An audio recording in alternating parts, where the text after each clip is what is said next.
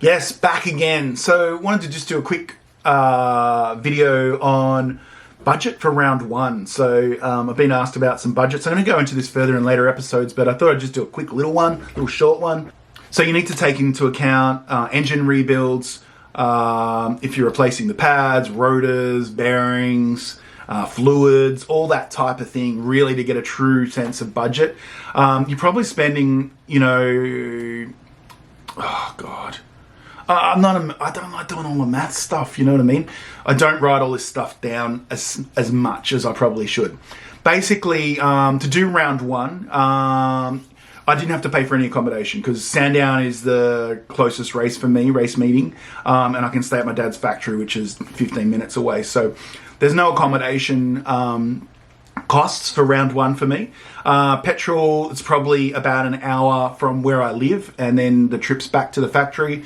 So maybe say $100 in tow car fuel. And then I didn't do the Friday session, I just did Saturday and Sunday. So qualifying, a 20-minute race, another 20-minute race on Sunday, and a 15-minute race, which got cut short.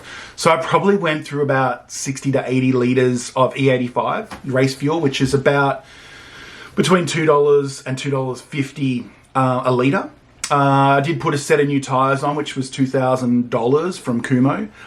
They're around that sort of price, give or take, depending if you're running, what size you're running. So if you're running smaller than I run, it's probably going to be a bit cheaper, but if you run bigger than what I run, it's going to be more expensive. I run 280 650s up front and 300 650s on the rear. So if you went to 310, I think they're 320 or 325 or something like that, 710s, it's probably going to be maybe 22 or 23 or something like that. So I didn't have to do, I've got really new brake pads, so I didn't have to do that, or rotors.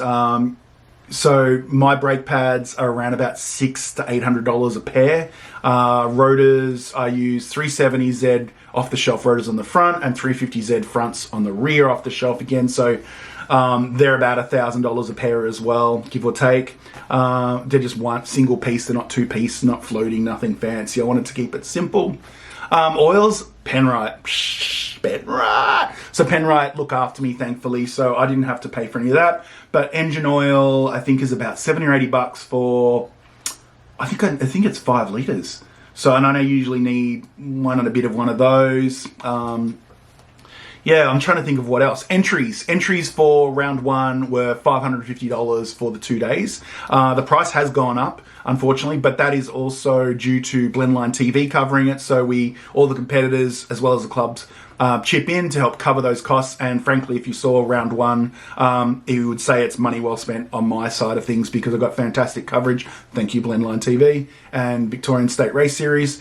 So yeah, that's what I spend. A quick thing, to go up to nationals, you're putting at least a set of tires every race meeting. You're using substantially more fuel, and they're making a lot more power. And some of those guys are spending between, I think, $3.50 to up to over $10 a litre, from my understanding, for this oxygenated bloody fuel that sees through time and can go through walls and space.